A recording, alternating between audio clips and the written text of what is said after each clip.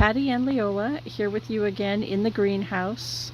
The tomato team going to talk about the early tomatoes that grow in our area and that we have ready for you on the 22nd of April. So the first one we're going to talk about is the sun gold, which many people know and grow. It's a beloved Pacific Northwest tomato.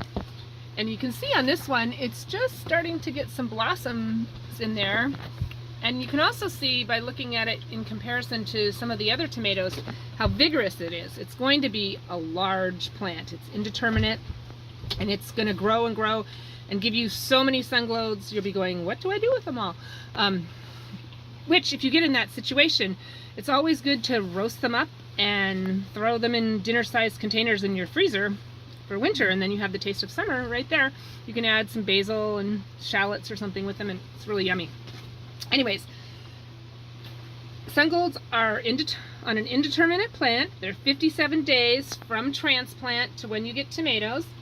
They're exceptionally sweet, bright tangerine and orange cherry tomatoes that leave everyone begging for more. They have vigorous plants that start yielding early and bear right through the season. The tendency to split on the tomatoes precludes shipping, which makes these an exclusively fresh market treat. And the taste can't be beat. The fruits are 15 to 20 grams, and they have a high disease resistance. The next one we're going to look at is the Stuppice. And just from looking at it, you'll see, like, here's the sun gold leaves, and here's the Stuppice leaves. It's a completely different kind. These are called potato leaves. And they do sort of look like potatoes, and they're in the same family, so it makes sense. These say 60 days, and various seeds say from 55 to a little more than 60, but the seeds we got were 60 days. They are an indeterminate heirloom potato leaf, early producer with sweet and tangy flavor, hardy vines that do well in cool weather. And they, like the sun gold, will yield until frost. They prefer a full sun exposure. The next one, which is a little bit shorter but on its way, it's been growing like mad lately, is the Moskvich, which is an heirloom that's 60 days, and it's considered one of the most appealing extra early tomatoes. The early maturing plant produces good yields of 4 to 6 ounce deep red tomatoes. They are very flavorful with a rich tomato taste. They're perfect for salads, slicing, sandwiches, canning, and cooking. And they're crack resistant, so they don't get the fungus growing in them, which is great. It does well in cold conditions, and the name translates to living in Moscow, which this spring might be very apropos. Anyways, it's an excellent choice for home gardens, greenhouses, market growers, and open field production. And it was an heirloom variety that was developed in the 1970s.